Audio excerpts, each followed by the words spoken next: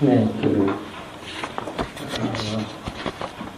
105문부터 107문까지는 제6계명인 살인하지 말라 여기에 해당되는 내용입니다. 먼저 이제 이 살인하지 말라 하기니까 명확해요. 살인하지 말라면 생명을 빼앗지 말라 이것이잖아요. 그런데 이제 생명을 빼앗는 것이 과연 어디까지 해당하는가 하는 것이 있고요. 생명이라는 것이 과연 무엇인가. 그리고 105문에서 보듯이 살인하지 말라 하는 이 계명을 어디에 연결을 하고 있냐면 명예를 훼손하고 미워하고 이런 것들과 욕을 하고 이런 것들과 연결을 하고 계시죠. 그럼 어떻게 그것이 그 살인하지 말라는 계명과 연결이 되는가? 아까 읽었던 마태복음 5장 말씀처럼 예수님께서는 무엇을 근거로 살인하지 말라는 계명을 살인을 하게 되면 심판을 받을 것인데 그 살인에 대한 것을 형제간에 미워하는 것 그리고 욕을 하는 것 이런 부분에 왜 주님은 연결시켜서 설명을 하시는가 무슨 타당성이 있는가 하는 부분들에 대한 그 설명입니다. 그래서 그냥 읽으셔도 되겠지만 조금 근본적인 그 바탕이 조금 있어야 이 연결 과정을 좀 이해할 수 있어요. 살인이라고 하는 것은 생명을 빼앗는 것인데 어디까지가 살인인가 하는 부분이 좀 어려워요. 그렇잖아요. 이게 정당한 살인도 있을 수 있지 않은가. 국가 권력에서의 사형 집행, 구약에서 사형 제도가 명시되어 있는 걸 보게 되면 그건 어떤 경우에는 이 살인이 허용되고 또 오히려 더 타당성을 가진 더 해야 되는, 지켜야 되는 그런 것도 있을 수 있다는 걸 알 수 있습니다. 이 부분은 굉장히 좀 어렵죠. 뭐 안락사라든지 자살이라든지 낙태라든지 또 전쟁에서 적군을 죽이는 거라든지 아니면 정당방위 뭐 이런 것들에 대한 것들을 어디까지를 성경에서 금하는 것으로 봐야 되는가 이 부분은 굉장히 복잡합니다. 그래서 이제 좀 시대마다 규정이 좀 달라지기도 해요. 옛날에는 그러니까 이제 그 유리문답서들이 만들어지는 당시에는 국가 권력에 의한 사형은 정당하다고 봤습니다. 그런데 이제 요즘은 그것조차도 좀 하지 않는 것이 더 성경적이다 하는 부분이 꽤 많이 이제 등장을 하고 있습니다. 그러니까 생명은 쉽게 결정할 수 있다는 것이 아니라는 거죠. 그래서 세밀한 부분에 있어서는 지금도 역시 시대에 맞춰가지고 해석을 할 필요가 있어요. 오늘 우리가 하려고 하는 부분은 이제 그런 것이 아니고 적용적인 부분이 아니고 원론적인 부분을 한번 살펴볼 겁니다. 그래서 요리문답서나 신앙고백서나 이런 부분들을 다 보게 되면 살인이라는 거에 대해서 공통적으로 이렇게 정의를 하는 거예요. 살인이라고 하는 것은 옳지 않은 이유로 그러니까 옳지 않은 이유가 있어야 되고요. 정당한 이유를 뺀 겁니다. 옳지 않은 이유로 그 다음에 정당하지 않은 방법으로 이렇게 타인의 생명을 뺏는 것 여기 이제 자기 생명을 뺏는 것도 있어요. 생명을 뺏는 것 그러니까 옳지 않은 이유 그리고 잘못된 방법 두 가지로 생명을 뺏는 것을 살인이라고 규정을 합니다. 그러면 이제 뭐 이건 이제 여러분들이 많이 이제 동의를 하실 것 같아요. 그런데 이제 여기서 어려운 것이요. 그럼 생명이 무엇이냐? 이제 하는 부분입니다. 생명을 어떤 것으로 볼 수 있느냐? 그리고 생명이 무엇이길래 그것을 빼앗을 수 있고 그것이 왜 하나님의 법을 어기는 거냐 하는 그 생명에 관한 부분, 생명의 정리가 좀 있어야 돼요.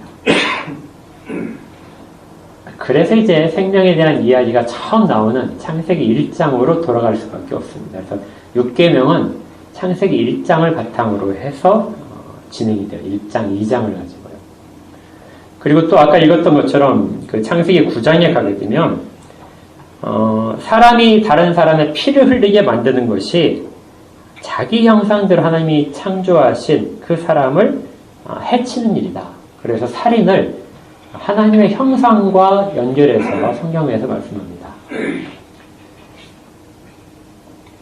그래서 우리가 이제 살인, 생명이라는 것 자체와 그리고 살인이 하나님의 형상과 관련된 부분을 해치는 것이기 때문에 창세기로 돌아가서 과연 그러면 생명이 무엇이고 그 살인이 하나님의 형상과 어떻게 관련되는가를 창세기 1장 2절에서 볼 수밖에 없습니다.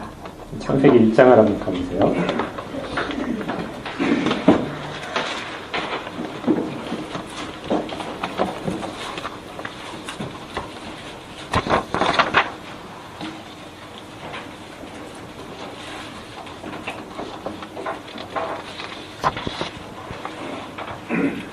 창세기 1장 27절에 보게 되면 하나님이 자기 형상 곧 하나님의 형상대로 사람을 창조하시되 남자와 여자를 창조하셨다. 이렇게 되어 있습니다. 그렇죠? 그리고 2장 7절로 가시면요. 여호와 하나님이 땅의 흙으로 사람을 지으시고 생기를 그 코에 불어넣으시니 사람이 생명이 되었다. 이때 각주를 보게 되면 그 생명이라는 말을 생물이라는 말로도 번역할 수 있다. 이렇게 됩니다. 그러니까 코에 생기를 하나님이 불어넣으시자 그 흙으로 된 몸이 움직이기 시작합니다. 살아 움직였다. 그래서 이 생명이라고 하는 것은 하나님의 숨과 연결되어 있어요. 그리고 살아 움직이는 것과 연결되어 있습니다. 그래서 사람이 살아 움직이지 않으면 죽었다 이렇게 하는 것이죠. 그래서 생명은 살아 움직임 혹은 숨을 쉼 이 부분으로 생물학적으로 그렇게 정의를 할 수 있어요. 심장이 뛰고 폐호흡을 하고 뇌가 움직이고 뭐 이런 것들이 다 생명활동에 들어가는 것이죠. 그런데 이 사람을 지으신 다음에 이 생명을 주셨는데 이때 동물과의 차별성이 생깁니다. 동물도 그냥 움직여요. 이렇게 살아서 움직입니다. 동물들도 생명이 있는 거죠. 살아있어요. 그런데 이 사람에게 사용되어 있는 이 생명이라는 이 말 자체는 약간 다른 뜻이 더 포함되게 됩니다. 이게 뭐냐면 하나님의 명령을 기반으로 해서 생명이 유지된다는 거예요. 그러니까 그냥 몸이 자동으로 작동하는 것이 아니라 사람의 생명은 어떤 것을 조건으로 해야만 생명이 유지되는데 그 생명이 하나님의 제한적인 명령이 있다는 거예요. 그 제한적인 명령이 하나님께서 주신 2장 17절로 보시면요. 이거 보십니다. 여러분이 잘 아시는 거. 선악을 알게 한 나무의 열매는 먹지 말라. 네가 먹는 날에는 반드시 죽으리라 하시니라. 그러니까 선악을 알게 하는 나무의 열매를 먹으면 죽는다. 먹지 않으면 네가 생명을 유지한다. 그러니까 생명이라고 하는 것이 하나님의 명령을 조건으로 해서 이루어지고 있는 거죠. 이것이 동물과 사람의 생명의 큰 차이점입니다. 동물들은 그냥 신체적인 활동으로서의 생명을 그냥 정의를 하는데 사람은 하나님의 명령에 따라서 정의가 되는 다른 차원의 정의를 갖고 있는 거예요. 네가 먹는 날엔 반드시 죽으리라 하는 이 말씀은 하나님의 계명을 지키는 것에 생명이 달려있다. 그래서 하나님의 계명에 따른 관계성, 하나님과의 관계를 지키는 것, 그 안에 머무는 것이 생명현상이라는 것을 이야기를 합니다. 이때 이제 아담이 혼자 있지 않죠. 하나님께서 아담에게 돕는 배필을 주셨어요. 그게 이제 여자를 주셨습니다. 그 여자는 무엇을 도와야 했을까요? 사과를 도와요? 여자는 아담에게 무엇을 돕기 위해서 하나님이 창조하셨을까요? 라고 생명이 계속 인장되는 거. 그렇죠, 예. 아담을 돕는다는 것은 아담 혼자서도 명령을 지키면 생명이 유지될 수 있어요. 그런데 아담을 혼자 두지 않으시고 여자를 같이 돕는 배필로 주신 것은 아담이 받은 명령, 생육하고 번성하라. 이 명령을 혼자 수행할 수 없죠. 그래서 그 명령을 수행하기에 필요한 도움자, 도력자가 아내입니다. 그래서 여자를 주신 것이죠. 그게 이제 첫 번째예요. 근데 그 명령 말고 그 선악을 알게 한 나무의 열매를 먹으면 죽으리라 하는 것을 범하지 않도록 돕는 역할도 여자에게 있었던 것이죠. 그러니까 여자는 아담에 대한 견제 기능을 가지고 창조되었습니다. 이것이 돕는 거예요. 사람은 혼자서는 약할 수 있는데 누군가가 옆에서 견제를 하게 되면 이것을 범하지 않을 수 있어요. 그런데 안타깝게도 그 여자가 먼저 자기의 직분은 아담을 생명의 현상으로부터 끊어내지 못하게 죽은 것을 방지할 수 있는 그것까지도 하나님이 돕도록 하셨는데 여자가 먼저 넘어졌죠. 그러니까 아담을 도울 수 있는 배필이 없어지자 아담도 취약해진 겁니다. 차례차례 도미노처럼 이렇게 넘어갈 수밖에 없었어요. 이제 제가 생각하는 부분인데 지금 말씀드리는 것은 제가 궁금한 것이 하나 있었어요. 왜 하나님은 아담의 갈비뼈를 빼서 여자를 지으셨을까? 이제 유태인들 생각에는 뭐 머리가 아니고 뭐 다리뼈가 아니고 뭐 그런 이유를 중간쯤이다. 그래서 남자보다 교만해지지 않도록 너무 낮지 않도록 중간쯤이다 했는데 제가 생각할 때는요, 이 갈비뼈가 하는 역할 때문인 것 같아요. 갈비뼈가 뭘 하죠? 심장과 폐를 보호하죠. 이 심장과 폐가 사실 호흡이고 이게 생명 현상이죠. 생명을 유지할 수 있게 만드는 것이 이 심장과 폐인데 이 심장과 폐를 보호하도록 만드신 것이 갈비뼈예요. 그러니까 여자가 돕는 그 생명 현상을 유지하도록 만드는 것은 갈비뼈와 같은 역할을 하는 겁니다. 이게 순전히 제 생각이에요. 근데 그럴싸하잖아요.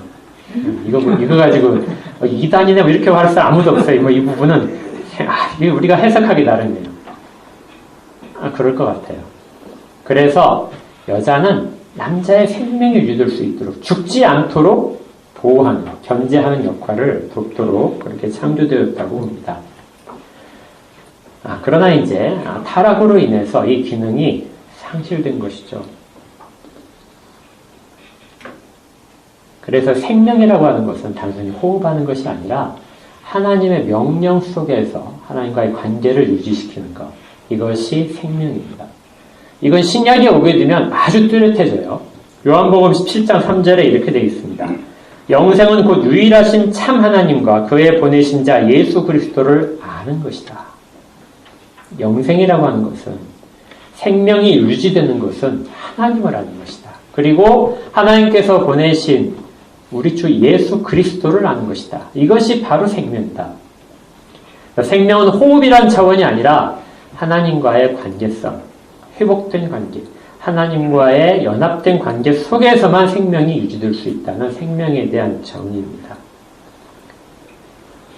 그래서 이 생명이라는 것은 내 존재 자체에만 있는 것이 아니라 사람의 생명은 다른 존재와의 관계성 속에서 있다는 거예요. 그걸 돕기 위해서 여자를 만드셔서 여자와의 관계성 속에서 그걸 지킬 수 있도록 하셨고 실질적으로 이것이 실패하고 나서는 모든 것이 다 하나님과의 관계성 속에서만 유지될 수 있도록 하셨습니다. 그래서 신체적인 죽음이 생명과 이제는 아주 그 전체를 차지하는 것이 아니죠. 여러분들 우리가 나중에 다 죽어서 믿지 않는 사람들 어디에 갑니까? 지옥에 가죠. 그 사람들 죽었죠. 죽었는데 지옥에서 뭐 해요? 죽어 있습니까? 그냥? 네, 살아서 고통을 당하죠. 그러니까 죽었지만 살아있게 돼요. 이 부분은 생명현상, 우리가 숨 쉬고 어떤 신체적인, 장기적인 그런 처치에 생명이 머물지 않고 영혼의 관계성 속에서의 계속되는 삶을 유지하게 만든다는 겁니다. 그래서 두 번째 생명의 정의, 관계성. 특히 하나님과의 관계성. 이것이 생명에 있어서의 가장 근본적인 정의라는 것을 알 수 있어요.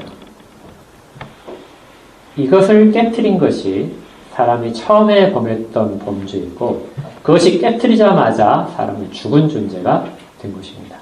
관계가 끊어졌기 때문에.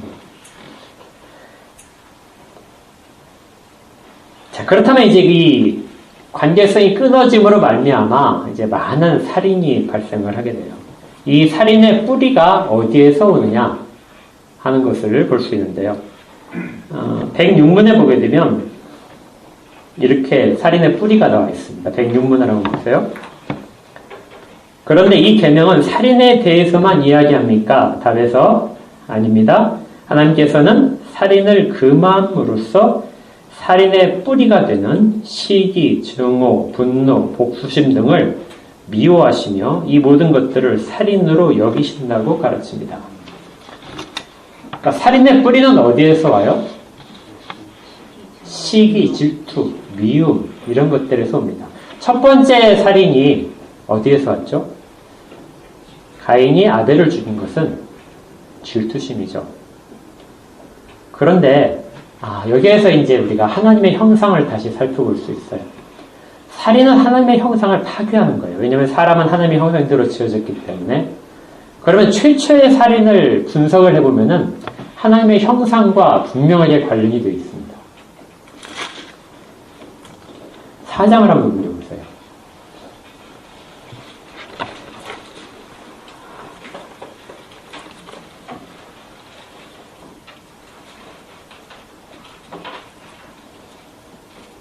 (4장 4절부터) 아벨은 자기도 양의 첫 새끼와 그 기름으로 드렸더니 여호와께서 아벨과 그의 제물은 받으셨으나 가인과 그의 제물은 받지 아니하신지라. 가인이 몹시 분하여 안색이 변하니 여호와께서 가인에게 이르시되 네가 분하여 함은 어찌 됨이냐 안색이 변함은 어찌 됨이냐 물으셨어요. 가인은 누구에 대해서 무엇에 대해서 분을 냈을까요?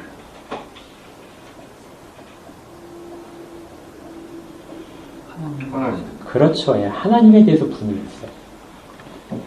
하나님에 대한 분을 가졌습니다. 왜요? 자기를 받지 않고 아벨의 것만 받으셨기 때문에. 시기심도 있고, 그 다음에 어떤 그 질투도 있고요. 그리고 하나님에 대한 어떤 기대감이 깨진 것, 이런 것들도 있을 수 있습니다. 그런데 이 모든 분노가 누구를 향했냐면 하나님을 향했는데, 결론적으로 누구에게 향했냐면 아벨에게 향합니다. 왜 그랬죠? 아벨에게 향한 것은 하나님에 향한 분노가 반영을 틀은 거예요. 아벨 속에서 하나님의 형상을 보기 때문에 그렇습니다. 사람은 하나님의 형상으로 지어졌기 때문에 하나님을 미워하게 되면 하나님에 대한 분노는 하나님께 풀을 수 없잖아요. 어떻게 하더라도 하나님의 분노를 풀을 수는 없어요. 그러면 사람은 그 자선책으로 하나님의 형상에 그 모든 것을 퍼붓게 됩니다.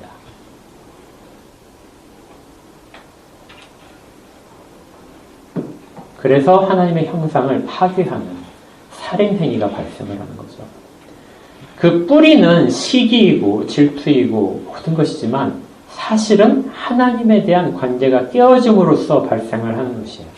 그리고 하나님께 향할 모든 것들을 자기가 인정하지 못하고 그것을 자기 나름대로 분노로 해석해서 그것을 하나님이 지으신 하나님의 형상들에 퍼붓는 것. 이것이 살인의 뿌리에서 시작된 살인으로 나는 결과입니다.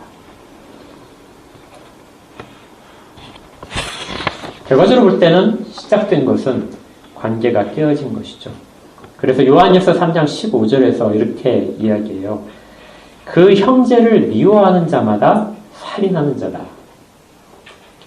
여기서의 형제는 육신적인 형제가 아니라 우리 신앙 공동체에서의 형제예요.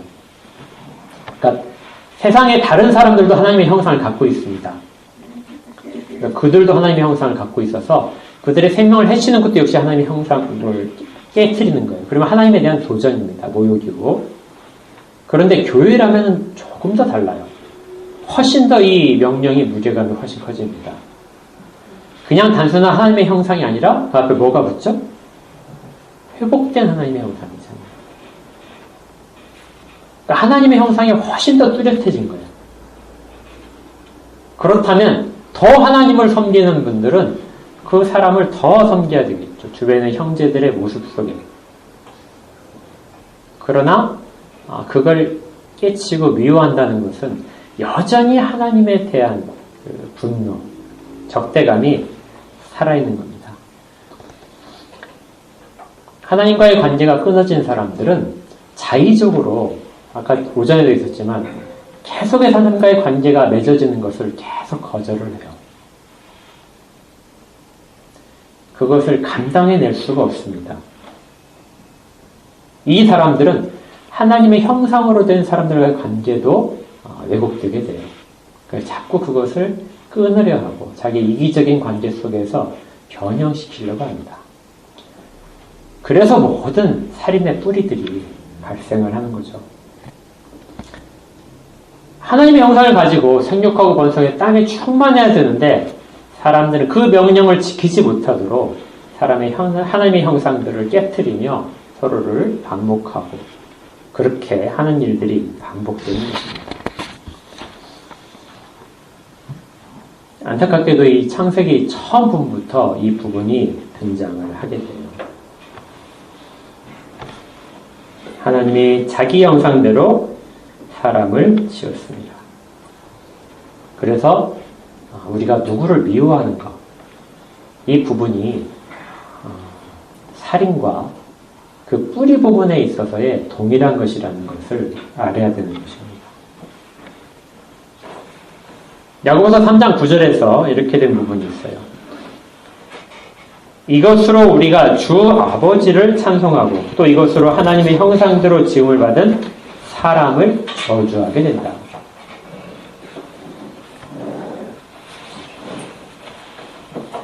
자, 하나님을 우리가 찬양을 해요. 그러면서 하나님의 형상대로 지은 사람을 저주할 수 있는가 하는 문제가 야고보서 3장에 있는데요. 우리가 찬양을 막 하고 하나님께 대한 경배를 다해요. 감사도 드립니다.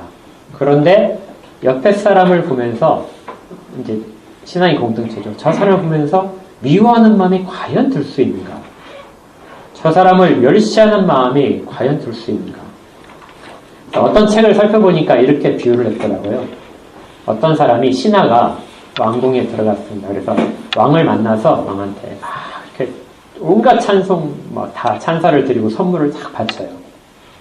그래서 하고 나서 돌아 나오는데 왕의 그 동상이 있는 거죠.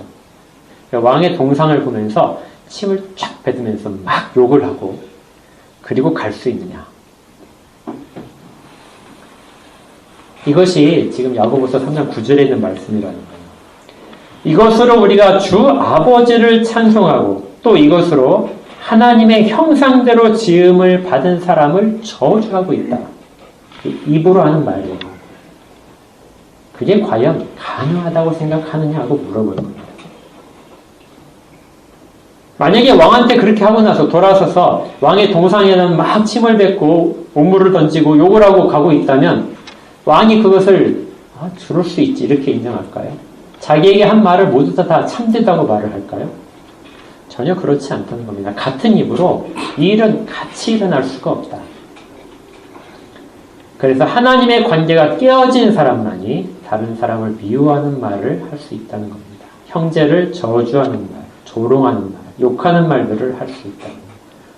하나님의 관계가 회복된 사람은 하나님의 형상대로 지음받은 것에 대한 모든 인정을 하는 것이죠. 그래서 105문이 등장을 하는 겁니다. 105문 제가 질문 읽고 여러분 답을 읽으세요. 제6계명에서 하나님께서 원하시는 것은 무엇입니까? 내가 이웃의 명예를 훼손하거나 그들을 미워하거나 해치거나 죽이지 않기를 원하십니다. 나는 생각이나 말이나 몸짓으로 무엇보다도 행동으로 그리해서는 안 되고 다른 사람을 시켜서 해도 안 되며 오히려 모든 복수심을 버려야 합니다.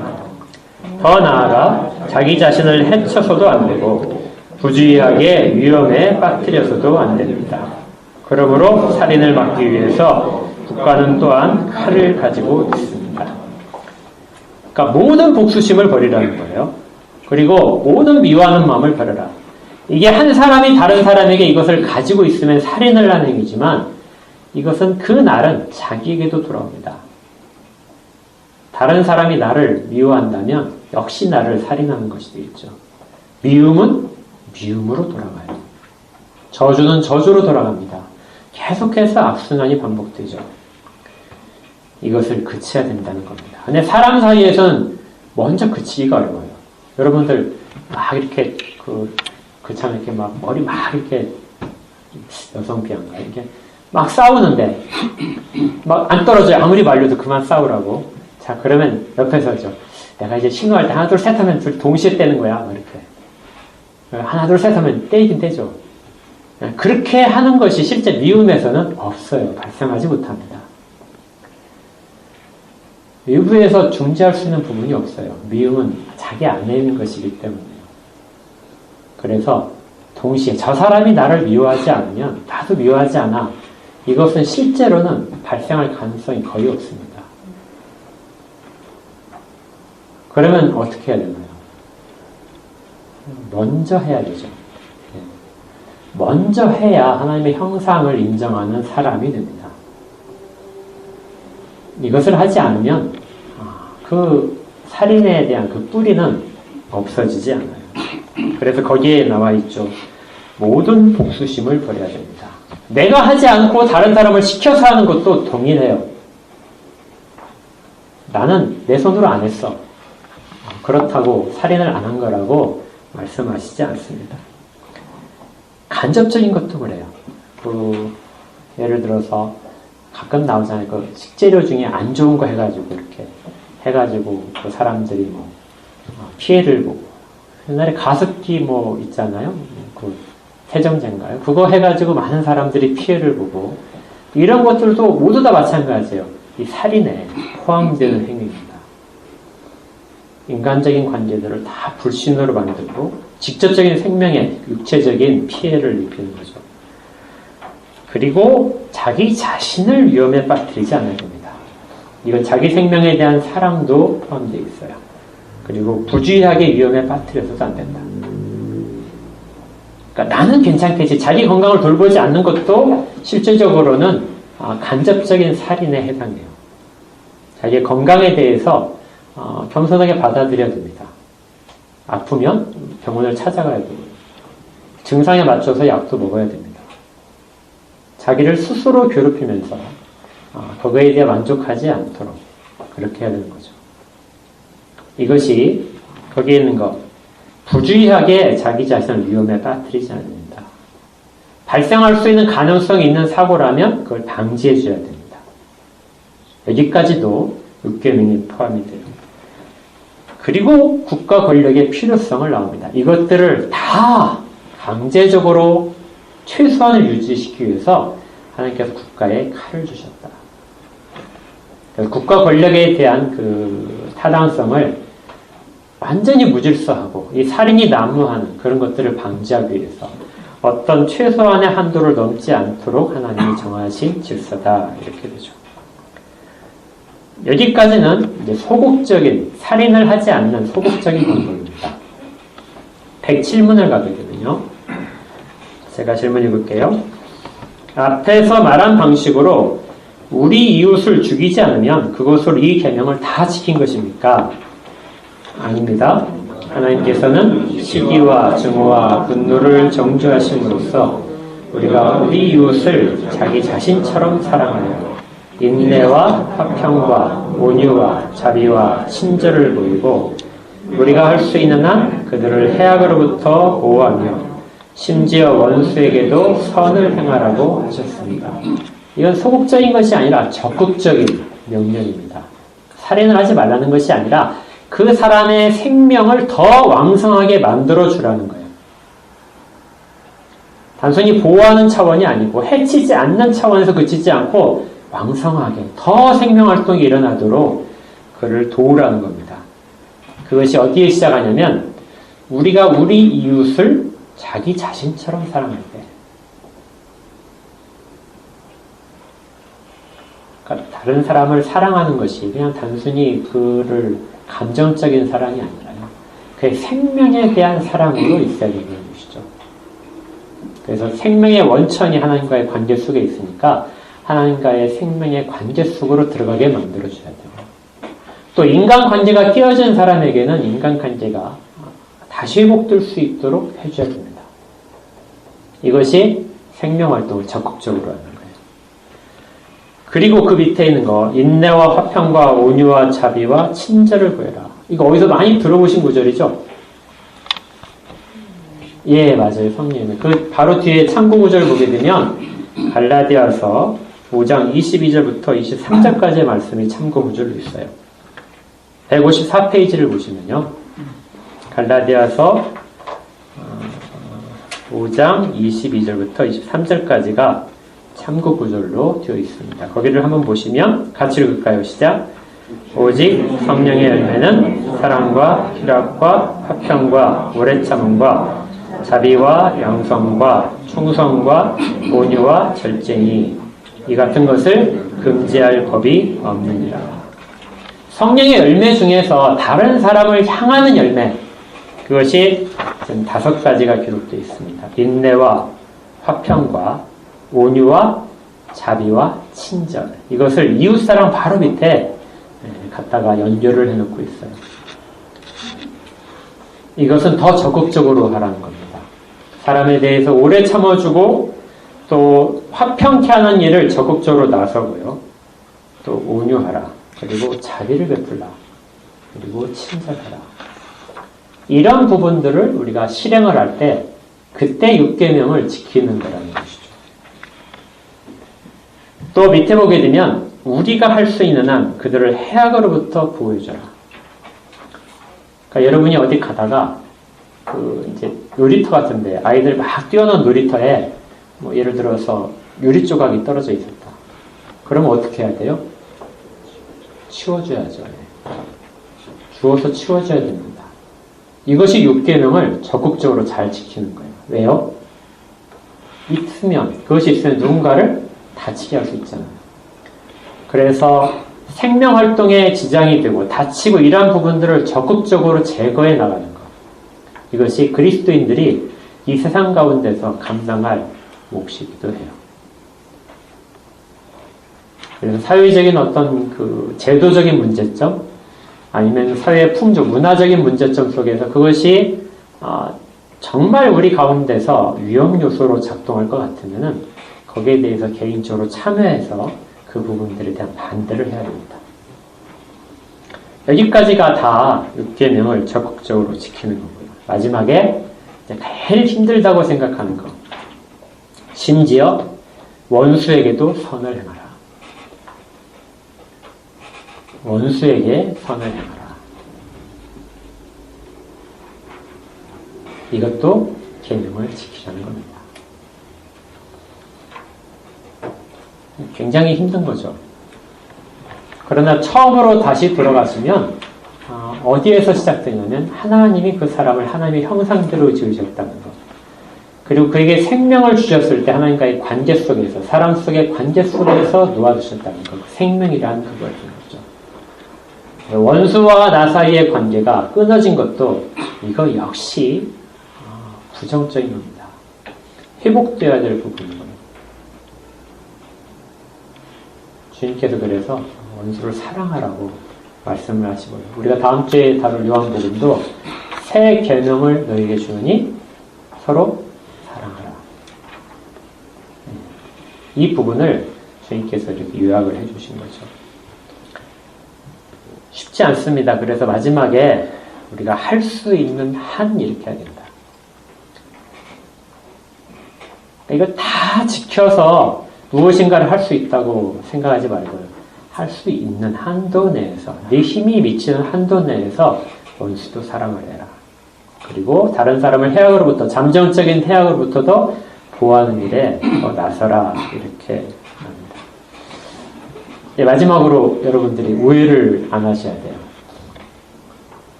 기독교가 이제 이 이야기를 하게 되면 사람들이 굉장히 힘겨워할 수 있어요.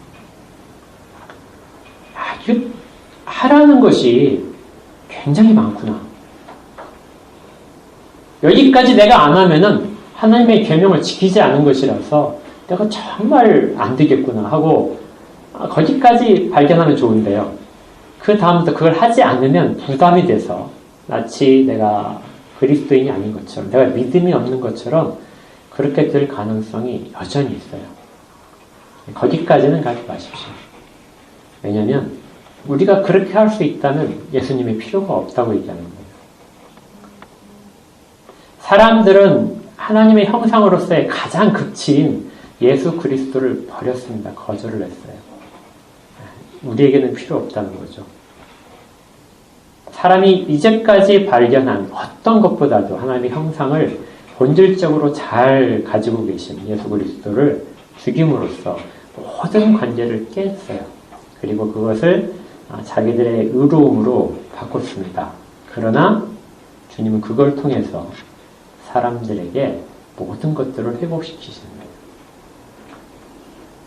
우리가 감당하지 못하는 것도 주님이 하셨습니다. 그래서 주님이 하셨기 때문에 우리가 이것을 지켜야만 우리의 의로움이 발생하는 것이 아니라 의롭다고 칭함을 받은 사람들이, 그리고 거룩하게 된 사람들이, 회복된 하나님의 형상을 가진 사람들이 사람들을 볼 때 하나님의 형상을 보면서 이것을 지키려고 하는 것이죠. 언제나 자발적으로 해야 됩니다. 무겁게 하려고 하지 말고요. 자발적으로 하면 돼요. 점차적으로 조금씩만 영역을 넓혀가면 될 것 같습니다. 그렇게 다 같이 하기를 바랍니다. 그러니까 누구를 미워하는 마음이 좀 있었으면요, 오늘 그거 딱 하나만이라도 내려놓으십시오.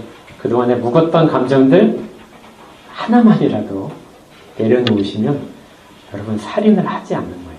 그리고 생명을 살려내는 일입니다. 예, 기도하겠습니다. 하나님 아버지, 살인을 하지 말라는 계명 앞에서 우리는 살인을 하지 않았습니다. 이렇게 당당하게 이야기하는 저희들에게 말씀을 통해서 하나님의 형상을 가진 사람들을 해치려고 하고 미워하고 욕을 함으로써 그것이 하나님에 대한 도전이고 하나님에 대한 모욕임을 발견하게 됩니다.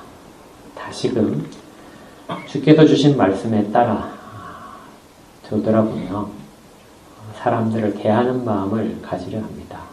그동안에 깨어졌던 관계들, 이 부분에 대한 생각들을 주의 말씀에 비추어 하게 하옵소서.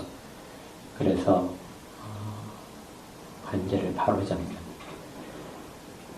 다른 사람의 생명을 인정하고 그를 돕는 그 일을 할 수 있도록 한 걸음씩만 더 전진할 수 있도록 주님 우리에게 은혜를 그리고 능력을 주시옵소서.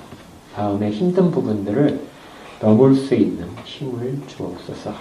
예수님 이름으로 기도합니다.